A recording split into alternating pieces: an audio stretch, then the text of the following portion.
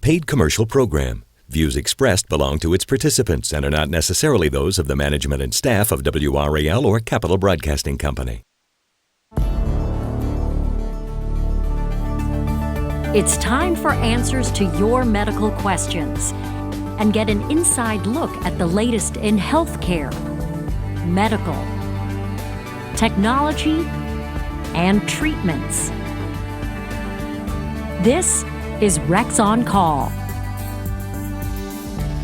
Welcome to Rex on Call live on WRAL. I'm Sharon Delaney for Rex Healthcare. Today we're talking about summer emergencies and ailments. If you're watching us live and you have questions about these topics, they could be answered by our experts. The physicians taking your questions today are Dr. Aaron Ennis from Garner Family Practice and Dr. Brian Quigley, a Rex emergency physician. To call us here at Rex on Call, just dial the number on your screen, 919-744-3876. If you're watching us as we are streaming live on WRAL.com, you can email us your questions to rexoncall@rexhealth.com or find us on Twitter and send us a message at RexHealthcare, #RexOnCall. As you know, we are in the middle of summer and the heat is not letting up. We're reaching the high 90s and that doesn't include the heat index. According to the Centers for Disease Control, nearly 700 people die each year in the United States from extreme heat events. The elderly, babies and children, and people who work outdoors most are at risk for this. And while some people, especially runners, like to exercise outdoors, it can have serious consequences. But there are options to get a good, safe workout. Jim Cobb loves running in the great outdoors. In the last 10 months, I've done 5 half marathons, and I don't see how I can do another one this summer. The weather down here is too beastly. Year-round, Jim comes to Rex Wellness Center in Raleigh to stretch and exercise, but he prefers to get his cardio in a natural environment. But as he's experienced firsthand, the summer heat is just too brutal. Usually when you're running, you won't feel absolutely dizzy, but you'll start getting a little lightheaded, and I find my muscles just start shutting down. So instead of beating the pavement, Jim is hitting the treadmill here at Rex Wellness Center, a safer, cooler option. 95 is kind of that threshold where it's safer to be inside and exercising. Rex Wellness Center trainer Aaron Siraki suggests skipping strenuous exercise during the heat of the day. But then you can get, heat exhaustion, cramping, heat stroke in the extreme cases and end up in the ER. If you're trying to maximize your workout, Aaron says it's best to be indoors in the summer to get the greatest benefit, but says if you do go outdoors, hydration is key. Drink plenty of water before you exercise, during, and after. And if you do plan on being out for extended periods of time, anything over an hour, you may have to supplement with sports drinks or electrolytes. Jim Cobb is heeding the warning and taking advantage of not only the indoor machines, but the group classes. Here at Rex, I take the TRX class, a strenuous 45-minute core, sort of almost like a Pilates on steroids. Aaron says the group setting makes you push yourself harder, working up a good, healthy sweat away from the brutal sun. The classes are very versatile. Aaron says he has members who are young, some are senior citizens, ranging from beginners to athletes. Now, joining us are Dr. Aaron Ennis and Dr. Brian Quigley. Dr. Quigley, how often do you see patients coming to the ER for heat-related illness? Almost on a daily basis. You're going to see some form of dehydration versus heat exhaustion, rarely heat stroke. Okay. You said even this weekend you saw a young person coming in. Yeah, especially young athletes get exertional heat exhaustion, and he required some IV fluids and did pretty well, but he was here for a football camp. And so does that mean like they really need to rest up, or what's sort of the long-term follow-up for that? Well, usually if we can get fluids in them, get them resuscitated, usually they can go back to their activities, and we allowed him to go back to practice today. Okay. So he had no long-term effects from it. All right, Dr. Ennis, can you tell us what some of those warning signs are? Like this athlete who might have been out at a camp, he wants to do really well, he wants to try really hard, but what are some things that we should be looking for? Sure. So early on, some of the signs can be an increase in pulse, more rapid breathing, feeling flushed, and then eventually feeling more cool and clammy. Blood pressure can drop. You might have excessive thirst. If you start to feel lethargic, then that's a sign things are getting worse. Okay, and that's really important for adults who might be in charge of kids particularly. Yes. Okay. Now, Dr. Quigley, at what point have you seen heat exhaustion escalate into heat stroke? The brain is a very temperature sensitive organ, and I'm sure if anybody's had kids with fevers, you know how they get lethargic and just aren't acting right. And when we see that change in the mental status, that's a sign that you may be drifting from exhaustion to heat stroke. So this would be confusion or unable to quite answer questions that they should be able to? Exactly, yes. Okay. What would you do right away if you have someone that you know you think is really heading in the wrong direction? What would be the first things you should do? We would immediately want to get them to a cooler place. If you're outside, the shade, if there's a possibility of going indoors to the air conditioning, that would be ideal. They should sip on some water. If you can fan them off or even spray or mist them with water, that would be great to get evaporation and increase cooling of the body. Okay. I was reading somewhere from the CDC had information and the urge to get sick. Is that something that is almost a warning sign as well, where you don't want to drink too much water too quickly, right? Yeah, you want to start out by sipping the water, ingesting it slowly, and you might want to also ingest some electrolyte solution, because if you just drink pure water, you can get heat cramps. So we recommend that some electrolyte solution.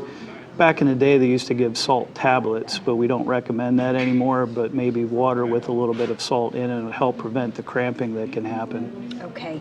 Dr. Ennis, for young children who are not verbal or are not very good at describing what they're feeling, what things are you looking for to make sure a child is not getting dehydrated in this summer heat? I think you want to make sure, just like with adults, that they're taking proper breaks from the heat, that they're staying well hydrated. Kids are typically going to ask you for something to drink if they're thirsty, but be sure you're hydrating them with water or electrolyte solution, Gatorade, not things like soda and sweet juices that could be more dehydrating. I think you think when you're at the pool, oh, sure, you're staying cool, but not in a day like today when it's going to be in the mid to high 90s. Absolutely. And that's almost where you have to be almost more vigilant, right?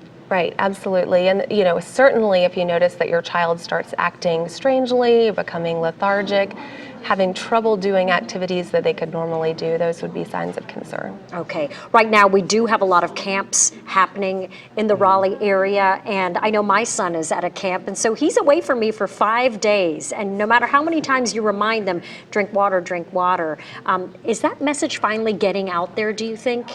I think so. I think most of the people that grew up in this area are used to the heat, and where we see people get in trouble is when they're not acclimated to the heat and they come in for sports camps or from somewhere in the Northeast and they're just not quite used to the temperature.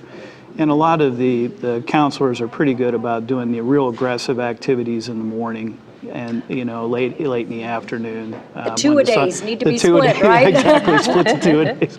Yes. Another population that's really vulnerable are the elderly. Yes. Why is it that senior citizens might feel the heat worse off than others? Well, a lot of times the elderly have other predisposing conditions. They may have underlying heart or lung disease, and they also may be on medications that affect their body's ability to thermoregulate. Oh, so if they're taking a diuretic, for example, is that going to make them get dehydrated even quicker, possibly? It certainly could. Okay. So oftentimes we hear about checking your neighbors and doing things like this. Are those sorts of things that you are recommending for your patients to do, to be on the lookout for anyone who falls into those risk categories? Yes, it's definitely good if you have someone checking in on elderly. Certainly patients that I have who are very tenuous in their health status, I like to be sure that they've got a family member or neighbor who checks in on them daily or even multiple times daily if possible. Okay. All right. Well, we are going to be coming back after the break to answer your questions. Just give us a call or send us an email. live on WRAL, and today we're answering your questions on summer emergencies and ailments. If you have questions for our experts, call in now at 919-744-3876. We have a caller who wants to know about summertime headaches. Is it the bariatric pressure or is it dehydration? But her headaches only happen during the summer months. What is that? Well, there could be lots of things in the summertime contributing to those headaches. Certainly, change in bariatric pressure is a trigger for many people for headaches. And with afternoon thunderstorms cropping up, that would be a sudden change that could happen frequently. Can also be an early sign of dehydration. And it could also be some allergies, seasonal allergies to something blooming during the summertime. Okay. At what point does a headache become so intense that you may want to seek help about it rather than just taking some over-the-counter medicine? I think if you have a change in the headache characteristic, there's a lot of people suffer from migraines, and so they're used to what their headache is. But when their headache changes from the typical characteristic, like now they're throwing up, or the light's bothering their eyes, or they're having some neck stiffness or a fever, then obviously those are times that you want to come into the emergency department and let us check you out. Just to make sure. Yeah. Okay. A very good question. What type of sunscreen is best? And you see all sorts of things out there. I mean, if you get an 80 SPF or a 30, do you have any advice about that? Well, I would certainly recommend getting a 45 or higher SPF if possible, and a broad spectrum UVA, UVB protectant. You might look for waterproof if you're going to be swimming or outdoors for long periods of time, but one key to any sunscreen is just to reapply regularly if you're outside for prolonged periods. And especially like kids or anybody, if you're wearing goggles in the pool and you're wiping off, and then by that evening you've got really, really red cheeks. Okay. And some people can get very badly burned if they're not careful. Absolutely. That's correct. Okay. All right. Alan in Clayton wants to know, and we addressed this a little bit at the top of the show, is it ever too hot to exercise, Dr. Quigley? I would say yes. At times here in North Carolina, I think you can exercise outside. You just got to pick your moments. A lot of the 5K runs and things like that are designed to happen first thing in the morning before it And that's peaks a out. good thing. Yeah, right? exactly. I don't think there's really any necessity in being out in the heat of the afternoon when you're talking about from 1 to 3 o'clock. I think you can get your exercise indoors at that point. And of course you can pay attention to weather forecasts because they will say if there's a heat advisory, as there is today. Yeah, absolutely. Yes. Another important thing to pay attention to is the humidity. The body's natural mechanism for cooling is evaporation of sweat. So when it's very humid, greater than 75%, you kind of lose that cooling mechanism. Okay, and so then you're just not able to perspire the heat out? Well, you perspire, but it doesn't evaporate, so it doesn't cool your body. Oh, that must explain this weekend. And it really zaps you. Like being out in the midday in that heat, it just is exhausting. Yeah, it Yes. taps you. Okay. Can you get a skin allergy from the sun? Have you heard of Yes. this? Yes. Okay, what would that be? Well, there is something called a photodermatitis. It's a non-specific skin reaction, typically in the form of an itchy rash that resembles hives or urticaria. And it often occurs with the first major sun exposure of the season. And is it something you can treat, or it just is what it is?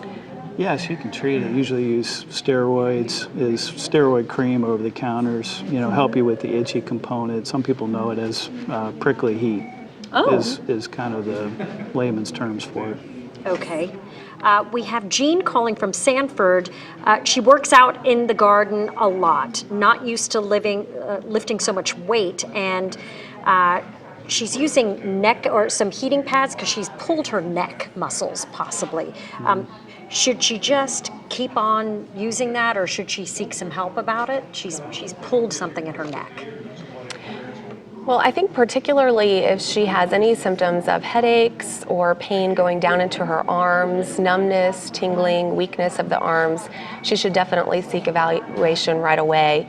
If it's mainly limited to the neck muscles, it would be fine for her to continue to try heat for a day or two, but if she's not improving quickly, she should be evaluated. Okay. Is that, I mean, even gardening, you can do a lot of exercise in the garden. Maybe do some stretches or something Yeah, you can to help stretch out avoid that? before you go. Yeah, I would add to that make sure she times her gardening in the morning or late in the evening. Don't go out in the peak of the day. Okay. All right. Well, coming up, we will answer more of your questions. Call 919-744-3876 or email us your questions at rexoncall@rexhealth.com. Welcome back to Rex on Call here live on WRAL. To reach us at Rex on Call, you can give us a ring at 919-744-3876 or email us your questions at rexoncall@rexhealth.com. We're taking your questions today on summer emergencies and ailments, along with the onslaught of this heat and humidity during the North Carolina summers comes the prevalence of ticks and tick bites. These pests can transmit germs that cause Rocky Mountain spotted fever, Lyme disease, or I'm going to let Dr. Ennis say this, ehrlichiosis. Ehrlichiosis. Bashed that. All right, all of these can actually have quite serious effects on people. And Dr. Ennis, both of your parents are entomologists, so you have some extra knowledge about bugs and insects. Let's talk about some of the serious side effects that an insect bite, like a tick bite, can bring. Sure. Well, the most common reaction to a tick bite is just a local area of redness, swelling, and itching, similar to a mosquito bite or slightly worse. Okay. Is this this is a picture that we found that is this pretty typical? Very typical, yes. And it can be, are they most of the time on your extremities? They can be in lots of locations. Ticks like to find hidden places, so anywhere is fair game. Okay. And then when it escalates into one of these germ-ridden diseases that we hear about, Lyme disease, I think that's the bullet. The bullseye rash is the classic appearance of the Lyme disease. Okay, so tick bite. similar to this? Similar to that, yes. So you will get some redness surrounded by some clearing and then another outer red ring. Typically. Very much like a target. Correct. All right, so when does that appear after the bite, typically? Well, typically within probably a week or so after the bite. It could be longer, but typically fairly quickly. And does that mean, I have potentially Lyme disease? Is that? Potentially. Potentially. Okay, not to scare anybody. So what would you do if you get this? Go see immediate attention? Absolutely. If you do get a more severe reaction other than a small local reaction as we initially showed, you should seek medical attention quickly. Okay, and Dr. Quigley, you do see this coming into the ER, don't you? Yes. How do you treat this? Antibiotics. Usually doxycycline is usually our favorite antibiotic for all tick-borne diseases. Works really well. Very little side effects. Okay, and is that for Lyme disease, Rocky Mountain, and then the E one? Ehrlichiosis. Yeah, Ehrlichiosis. Ehrlichiosis, yeah. Okay, so that treats all of them. Yes, ma'am. If you were to go untreated, it can be fairly dangerous. This is not something you ignore, right? Correct. Yeah, correct, especially with Rocky Mountain spotted fever. There's a saying in North Carolina, there's no such thing as a flu in the summertime. So we're always on guard if somebody's been exposed to ticks and comes in with a fever. Rocky Mountain spotted fever is always on top of our list, and we have a tendency to treat before testing only because by the time the tests come back, it may be too late. So we have a tendency to treat tick-borne disease fairly aggressively in the emergency department. So if you do have flu-like symptoms, you know you've been bitten by a tick, that this is something you do not ignore. You seek help. Exactly. Correct. Yeah. And I would also argue if you have a fever and a headache or rash of unexplained origin in the summertime, you should still be evaluated even if you can't recall a tick bite, because the tick bite is only documented in probably about 50% of tick-borne illness cases. Okay. There are some ways that we looked online to avoid getting bitten by ticks, although if you're going to be outside, you're going to be outside, but staying on clear, wide paths if you're going to be possibly hiking or something. We've got beautiful trails here in North Carolina. Avoiding overgrown, weedy areas. And when you're practical, layer the clothing. You can actually tuck everything in, which I thought that was interesting. And even in the heat of the summer, it might be a bit challenging, but better to tuck in because those ticks can crawl up your pants leg, can't they? Right. There's also, you were telling us about this, Dr. Ennis, the permethrin-treated clothing. Yes, so the most common treatment or repellent is the DEET, DEET-containing products, but there is something called permethrin, which you can use to treat your clothes, or you can even buy pre-treated clothing, and that helps act as a repellent without having to put anything directly on your skin. Wow, okay. Sadie from Raleigh called in and has had a reaction from an insect. She thinks it's a spider bite. Swollen leg, and can this reaction change from time to time, like this actual whatever's happening on her leg? Well, spider bites probably get over publicized, so to speak. A lot of things are blamed on spiders and spider bites, but sometimes these are actually staph skin infections like MRSA, methicillin-resistant staph, and local skin infections. So I'm sure Dr. Ennis will agree, have it evaluated and see what kind of injury it might be. Okay, all right. Well, we are coming back right after this break for our last round of questions. This is Rex on Call. Welcome back to the show. This is Rex on Call. We're taking our final round of questions. We've got a couple of people calling in about poison ivy.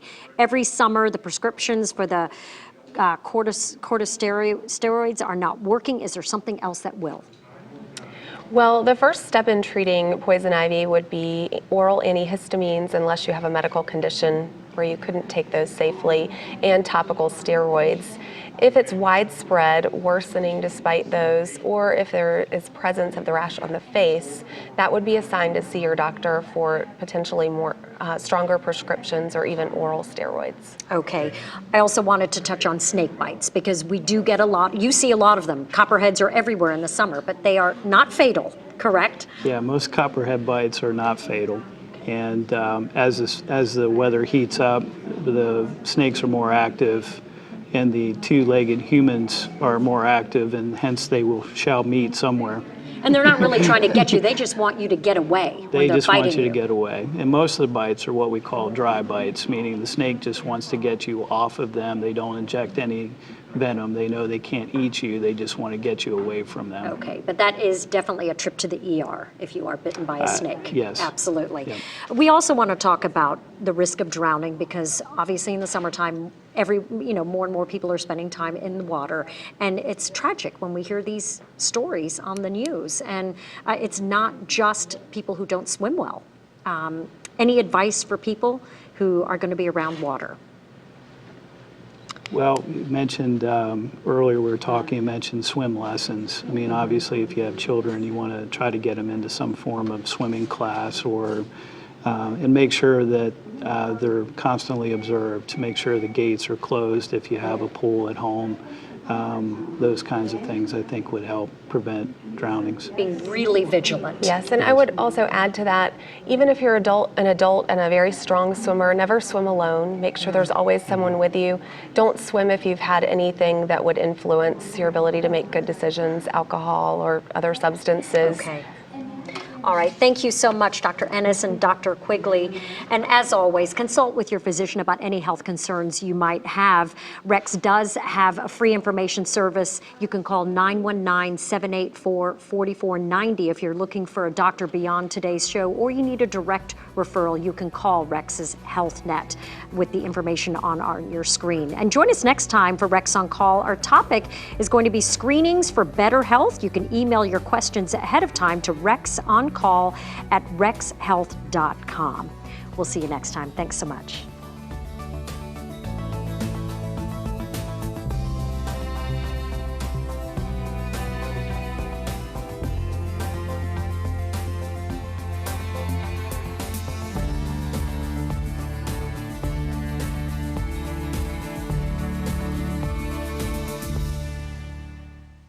This has been a paid commercial program. Views expressed belong to its participants and are not necessarily those of the management and staff of WRAL or Capital Broadcasting Company.